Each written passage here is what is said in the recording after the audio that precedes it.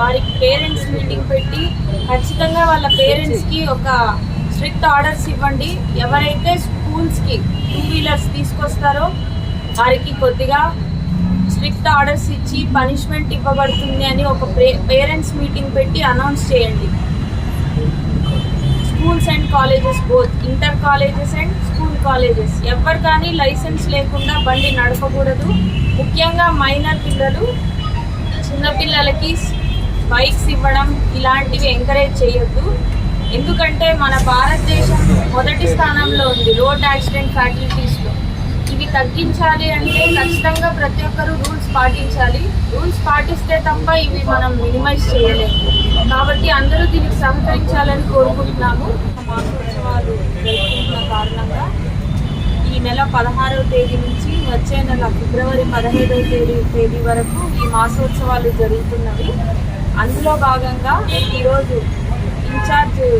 కర్నూలు జిల్లా incharge SP గారి ఉత్తర్వుల మేరకు ఆదోని సబ్ డివిజన్ పోలీస్ వారందరూ from constable to home guard ప్రతి ఒక్కరూ ఈ రోడ్ సేఫ్టీ అవేర్నెస్ మెజర్స్ కోసం ప్రతి హెల్మెట్ ధరించి రోడ్ సేఫ్టీ మెజర్స్ ఎలా తీసుకోవాలని ప్రజలకు ఒక ర్యాలీలో భాగంగా ప్రజలకు తెలియజేయడం అయినది.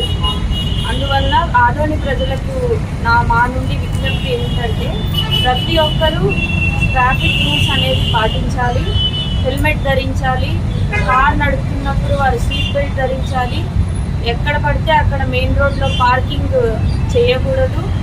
At the same time triple riding, drunk and drive, తాగి ఆల్కహాల్ సేవించి వాహనాలు నడపకూడదు. అండ్ ఇలాంటి ట్రాఫిక్ రూల్స్ అన్నీ పాటించాలి. ఎవరైతే వీటిని అతిక్రమిస్తారో వారిపైన చట్టపరమైన చర్యలు ఖచ్చితంగా తీసుకోబడతాయి.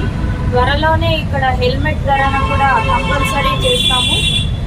కాబట్టి ప్రతి ఒక్కరూ 2 వీలర్స్ ప్రతి ఒక్కరూ వారి హెల్మెట్స్ తీసుకొని రెడీగా ఉండాలి. త్వరలోనే దీన్ని ఇంప్లిమెంట్ చేస్తాము ఆదోని సబ్ డివిజన్ మొత్తం.